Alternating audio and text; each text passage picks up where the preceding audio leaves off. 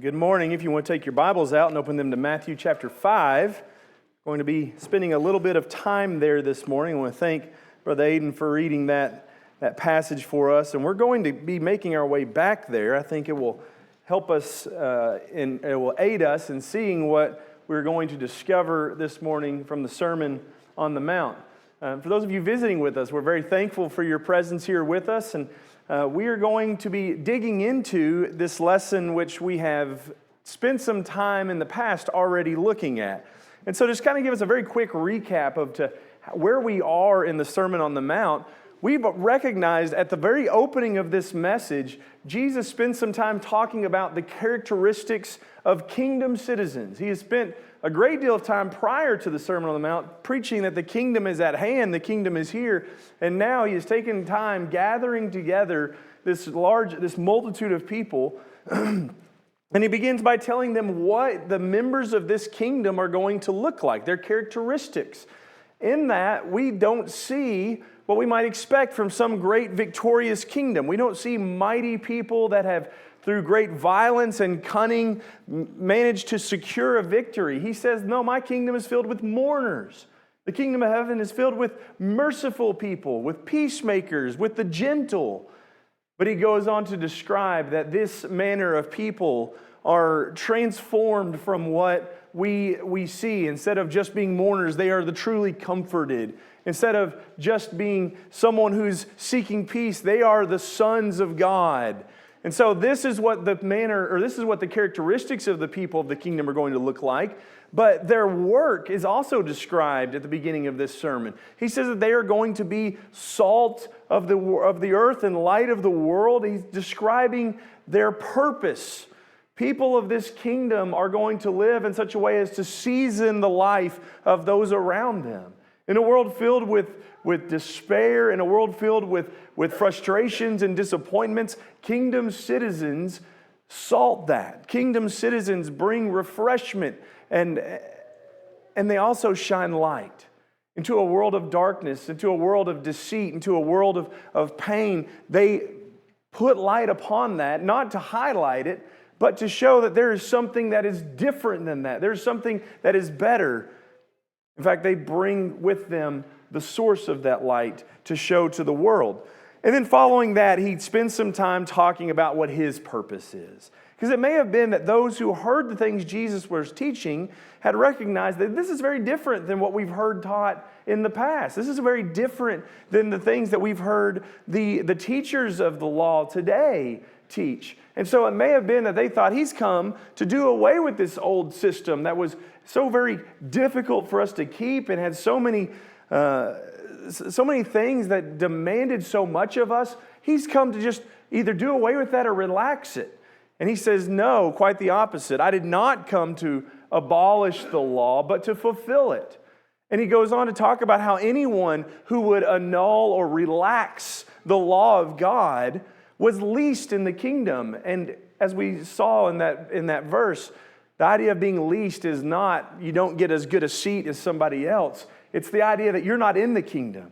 If you're of the business of relaxing God's laws or teaching others to relax God's laws, you're not a part of this kingdom.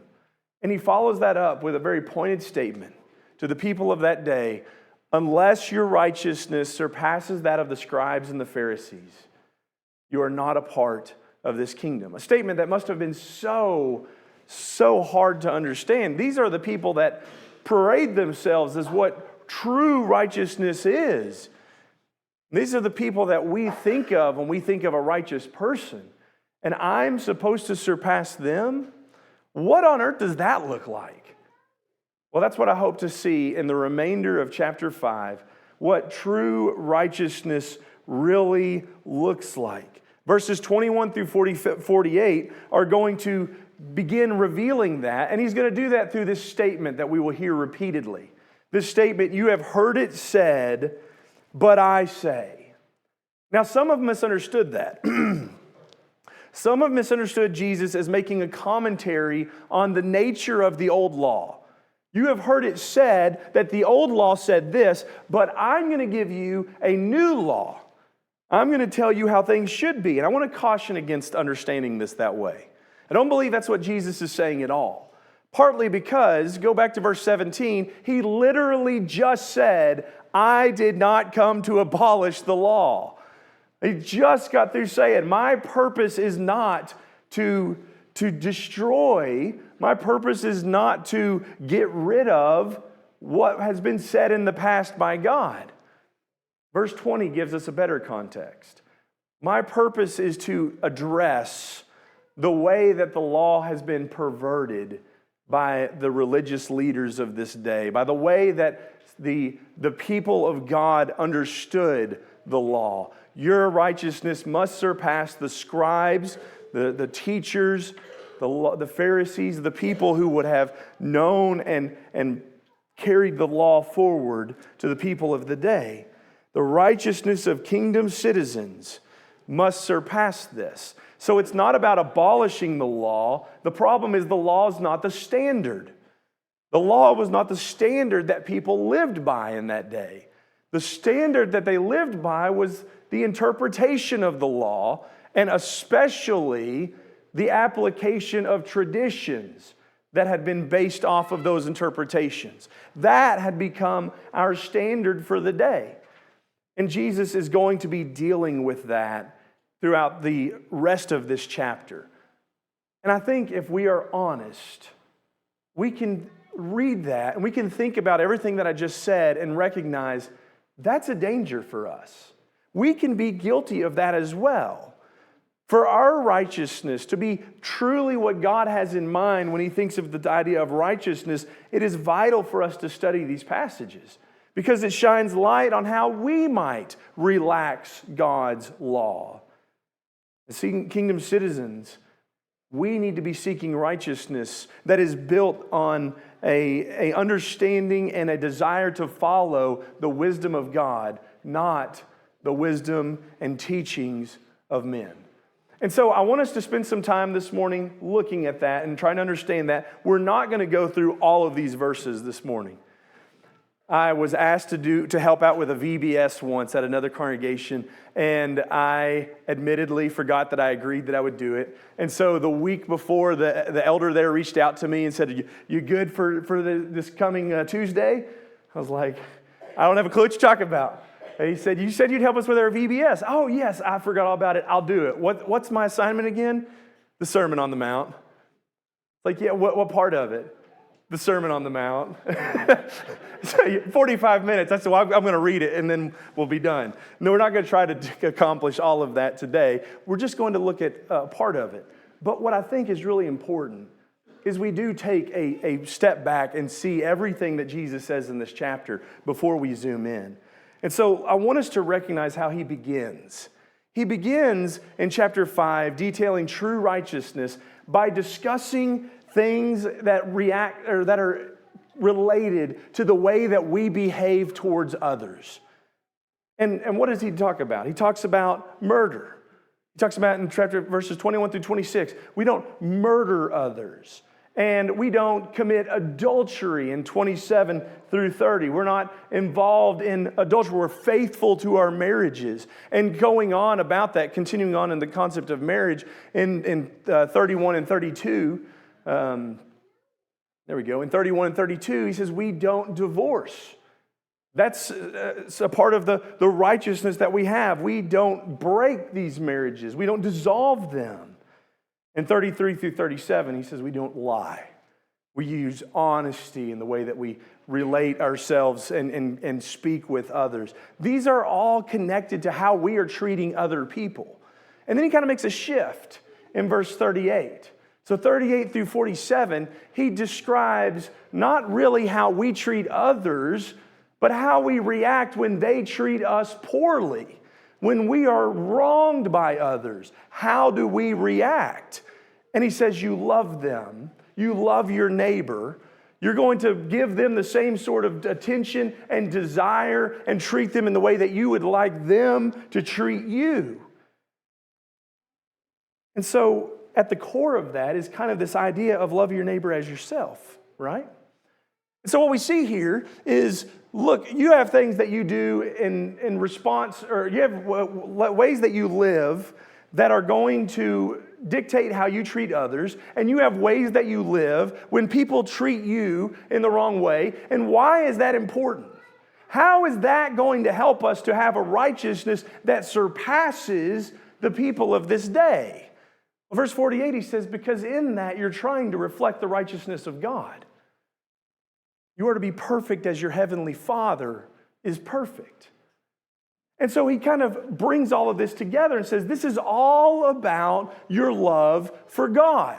Your love for who He is, your love for what He has done, your love for everything that is entailed in Him is going to dictate the way you treat others, which I think you might notice that a lot of those things up there, do not murder, do not commit adultery, do not divorce, do not lie, are things that God has commanded. And so let me just rephrase it again.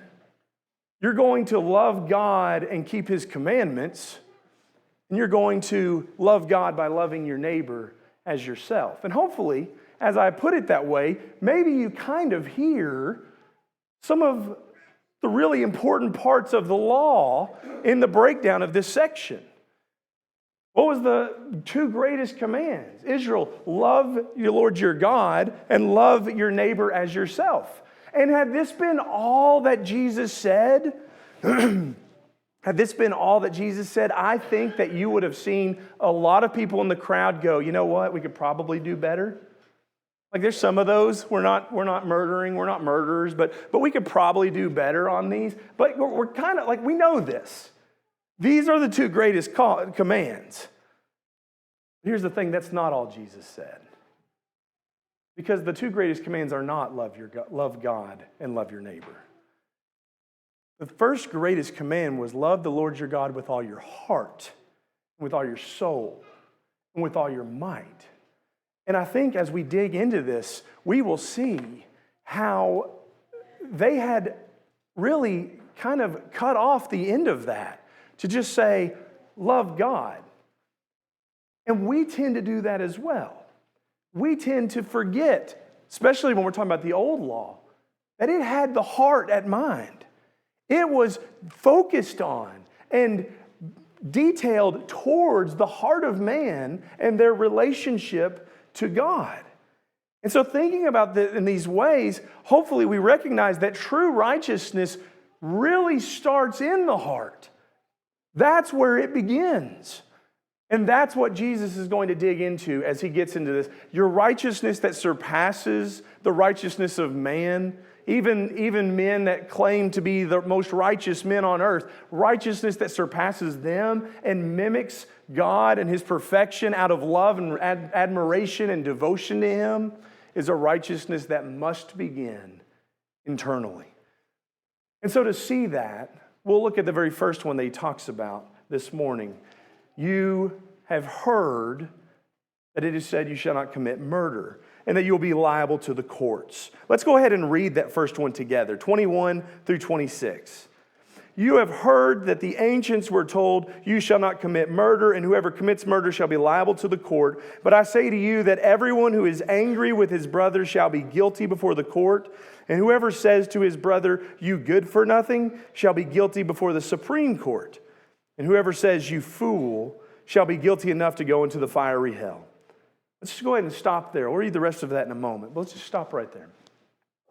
When we start reading that, maybe one of the first things you hear is, you shall not commit murder, and you will be liable to the court. And your first thought is, I don't know, that sounds an awful lot like the law. I don't think that's not what the law taught. I think that's the exact thing that the law taught. And so isn't Jesus addressing the law? Well, for starters, you're right. This is the law that he's talking about. In Exodus chapter 20, verse 13, it's almost a literal a little quotation, you shall not commit murder. God says, you shall not murder as part of the 10 Commandments that he provides when he gives the law to Moses there at Sinai. And as you go on a little bit further into the life of God's people trying to live in relationship to this law, you find Numbers 35, where he gives further information on those who commit murder are going to be liable to this judicial system where they would be put to death, but it would be under the advisement of multiple witnesses. He's describing a court system. He's describing a body that is going to hear this and make a judgment on it.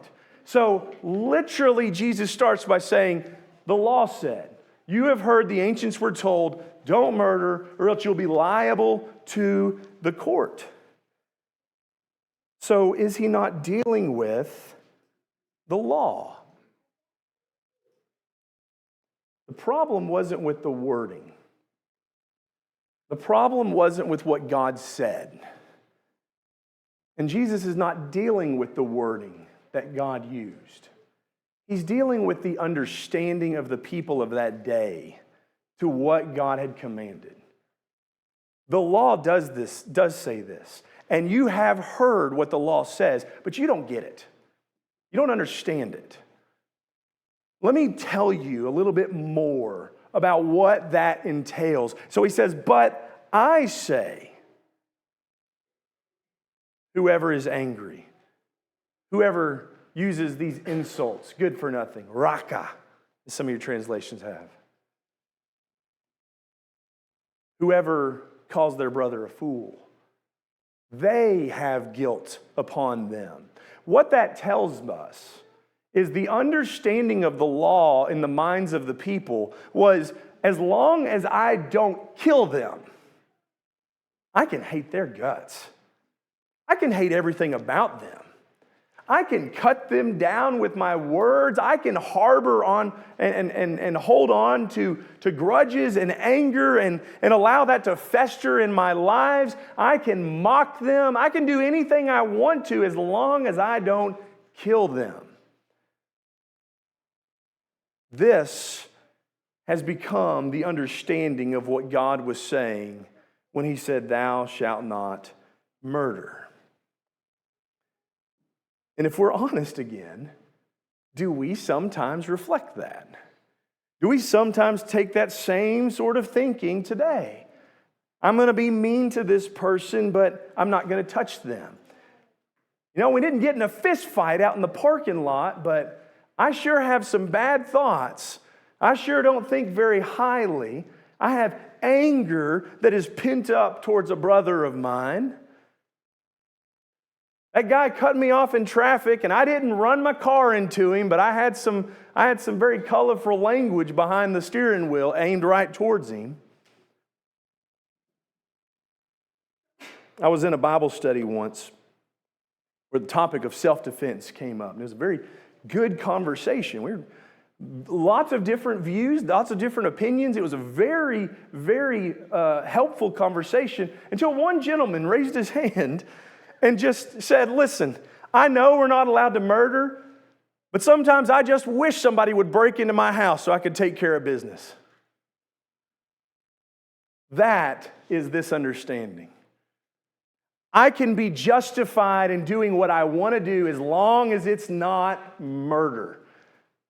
Boy, guys, we do that with this very passage.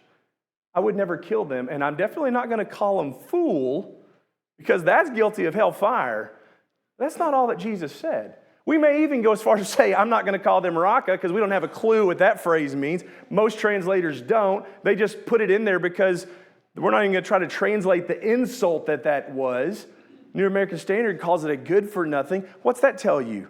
Good for nothing. That says the way that I value the person, that I think so little of them, they just don't amount to anything to me. Jesus says this brings us into condemnation. Now, the fact that they misunderstood this means that they misunderstood the law.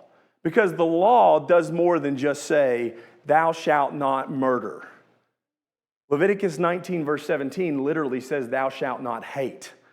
You are not to hate your fellow countrymen. It says you are to repudiate them If they are in error, if they have made an offense, you are to repudiate them, but you are not to sin by being led to hate. And so Jesus is going to fulfill the law in his teaching here by helping them understand what's going on, what's being said, what God's desire is. And he starts it with a very small aspect that many would overlook. Do not be angry. Whoever is angry with his brother is guilty before the court. That's kind of the idea of a local court system, right? So I don't think it's hard for us to recognize what Jesus is saying, but it's very easy for us to start trying to explain it away. For example, and this is a very true statement, anger is not a sin. The Bible makes it very clear. Not only has God's people been angry in righteous ways, God has had an anger, a righteous indignation. That doesn't change the fact of what Jesus said. It helps us understand it better, to more clearly. Dealing with anger in unrighteous ways, having an unresolved anger, a festering anger, an anger that we're just happy to keep tending that fire, but not ever trying to do anything to bring peace to the situation. He says you're guilty before the courts, that kind of idea of a local court system. Going a step further, we see what that might produce in us with this devaluing of somebody, calling them raka, idiot, some translations might have, good for nothing. You're guilty before the Supreme Court. Again, we might look at that and go, well, that sounds pretty bad, but it's not hellfire. But in context, when Jesus says you're guilty before the Supreme Court, he has taken things up a huge step. It's not just that you're harboring on anger. That anger has motivated you to act in a certain way. And now it's not that you're just guilty between a local court that could make judgments on whether this is right or wrong. But think the Sanhedrin, the Supreme Court, people who have the judicial power to pass sentences looking at something and say this is a violation, and the sentence for that is this, up to and including death. That's where he has elevated this now. It's gone beyond anger to something higher than that, and the consequences have gone higher as well.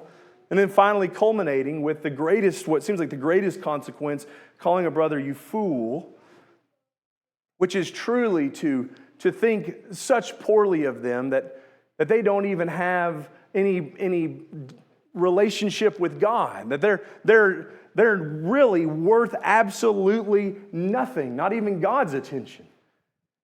He says, you're deserving of the fires of hell.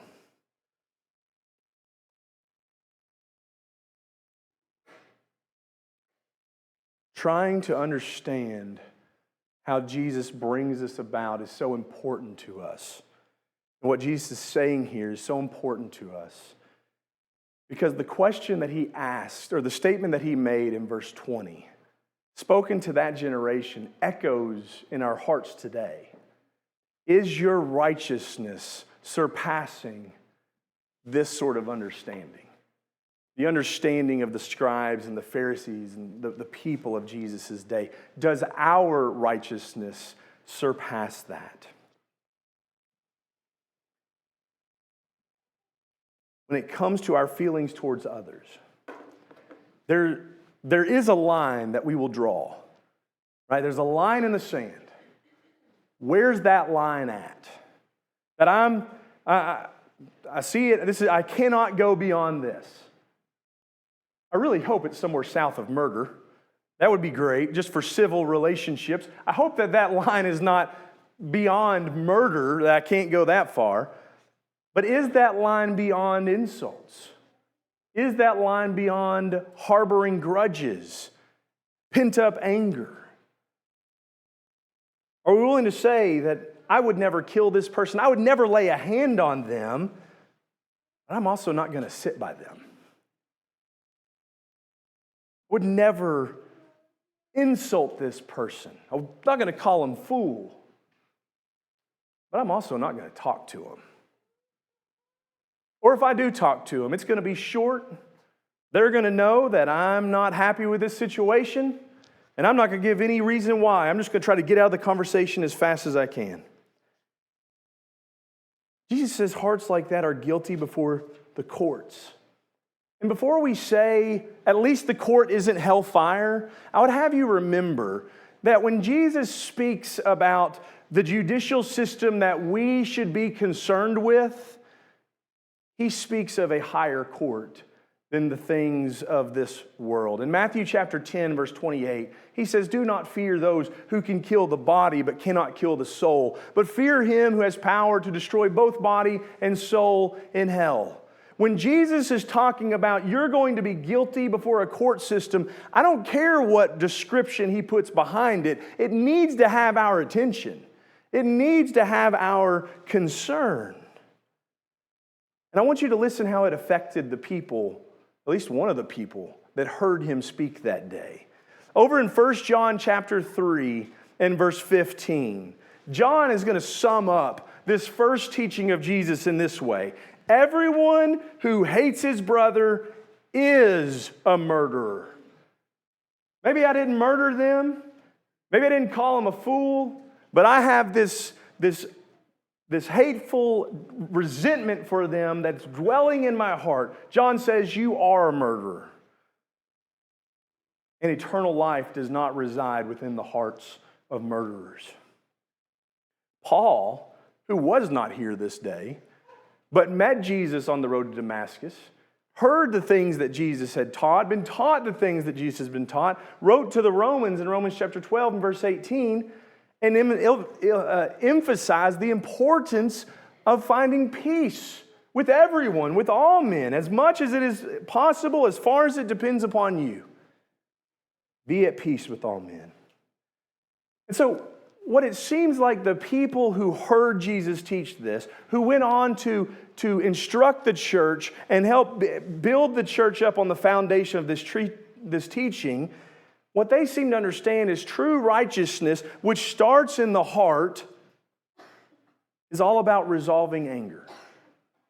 Begins with resolving anger. Begins with setting anger aside for gentleness, for mercy, for being a peacemaker.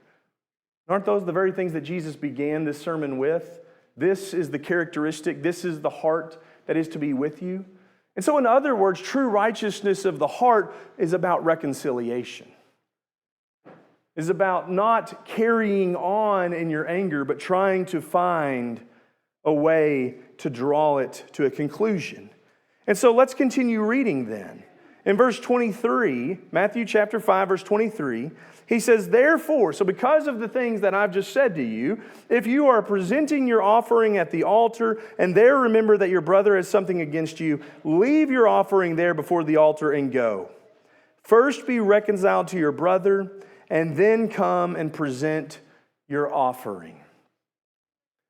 Jesus teaches us a very eye-opening and sobering thought that in the mind of God, it is not worship first, relationship second. He says, if you have been offended by someone, you're not to hold on to this anger. You're not to allow this to grow in you to a place where you treat them in these ways. But if you offended somebody else and you know that, he said, you fix that first. You seek reconciliation with them. Again, bringing Paul back into this, that may not depend solely on you. But he says, you try to fix that. You go and you try to deal with that problem with your brother, and then you bring your offering. Then you come and you worship God. Because God is vitally concerned with our hearts, with making changes in our hearts. Not just making changes in our outward appearances.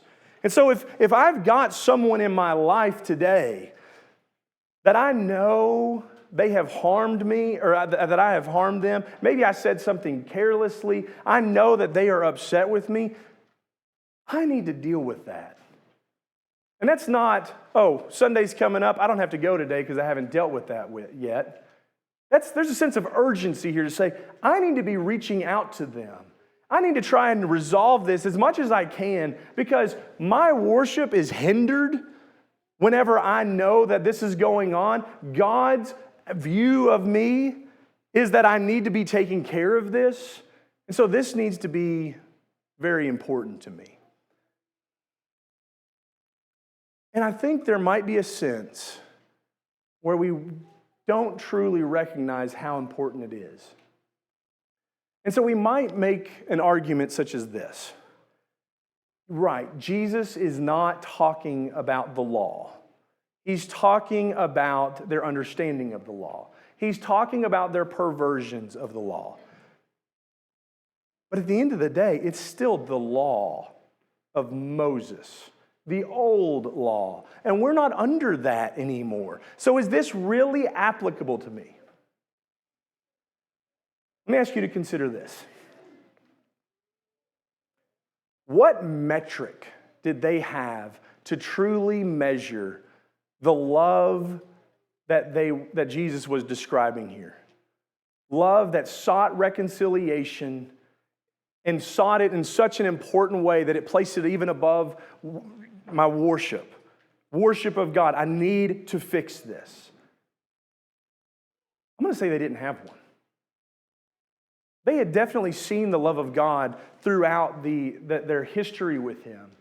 But there's no true metric of a love like that until we get to the cross. But if these things were true prior to the cross, how much more so would they be when the cross is the greatest picture or depiction of what this that Jesus is talking about actually looks like? Just for a minute, step back and look at the Jews and the things that they did prior to the cross.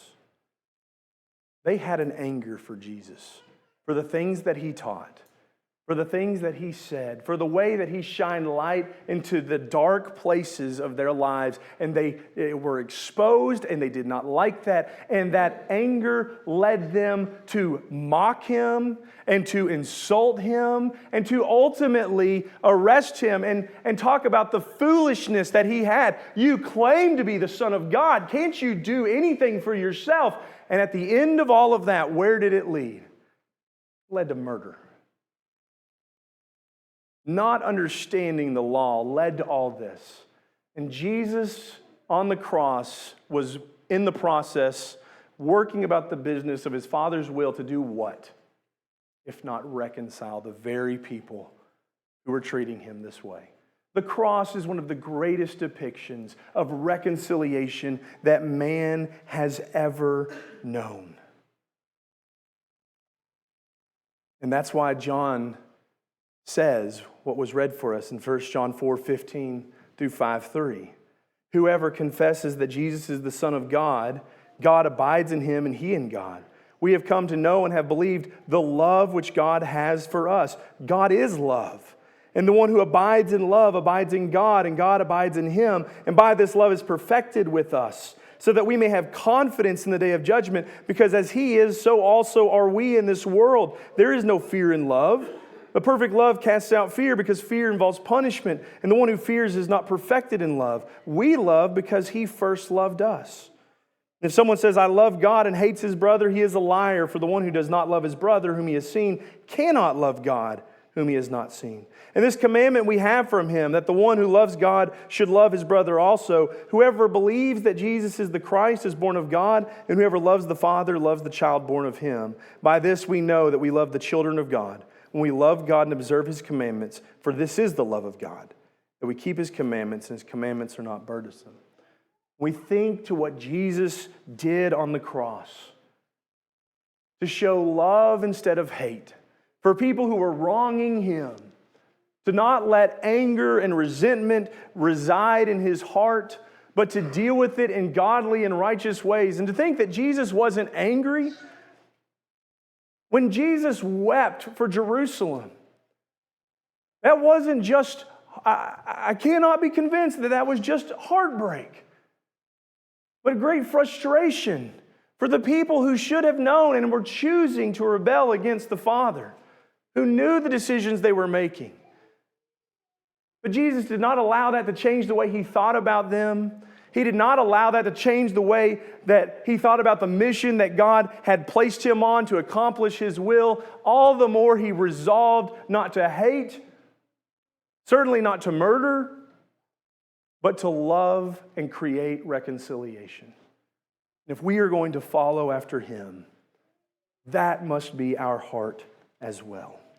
True righteousness must begin in a heart that seeks reconciliation over anger and hate and certainly murder. So one last thing to consider, and then we'll wrap this up. Look at back at chapter 5, and let's read 25 and 26, the last two verses of that section. Make friends quickly with your opponent at law while you are with him on the way, so that your opponent may not hand you over to the judge, and the judge to the officer, and you be thrown into prison.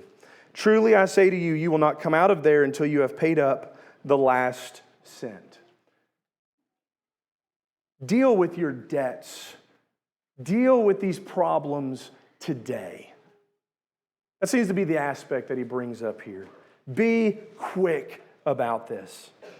And maybe there are those here today who have things that they need to deal with. From people who have harmed them, or from people that they know that they have harmed and offended. Deal with that today. Not only is their worship not desirable, but we must also recognize that we're going to stand before a judge one day. And we're going to have to give an answer as to why we held on to this anger, why we refused to go and try to be a peacemaker. But there are also those here today who must recognize that every single one of us is moving towards an appointment, an appointed day in which we're going to stand before the judgment seat of Christ and give a requirement, or be required to give a description or an answer for the lives that we have lived, the good things that we have done and the bad things that we have done. In the very next chapter, Matthew chapter 6, Jesus is going to give us this model prayer. And in there, he's going to relate our sins to debt. When he says, Father, forgive us our debts as we forgive our debtors. The problem is the debt of sin that we have is a debt that we cannot pay back. In Romans chapter 3, verse 23, it says, all have sinned. Romans chapter 6, verse 23 says, here's what that earned you. The wages of your sin is death. And it's not that we can just die and then everything will be taken care of. It's that idea of an eternal death, a separation from God for eternity. And in this way, we must recognize that the debt that we have is one that we will never pay. It's one that we will eternally live under the consequences of, away from God. But let me give you one last verse to consider. Again, from 1 John. Chapter 1, verse 7, he says, if we walk in the light as he himself is in the light, we have fellowship with one another, and the blood of Jesus, his Son, cleanses us from all sin. Or you could insert the word debt in there. You can be freed from the debt of sin that you cannot pay because of the blood of Christ on the cross to make reconciliation with you. If there are those here today who need to respond to that, what did Jesus say in the Sermon on the Mount? He said, make friends with your opponent. If there are those here today who need to make friends with Jesus, in John 14, he said, you are my friend indeed if you keep my commandments. In Mark chapter 16, verse 16, he gave those commandments that he would instruct his apostles to preach to the world, that the world may know how they can become a friend of Jesus, how they can find peace with him, how they can be washed clean of their debts, their sins. He said to teach them to believe and to be baptized.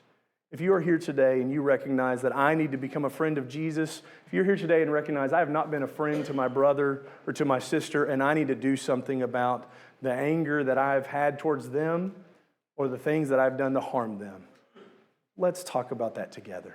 Come forward right now as we stand and as we sing.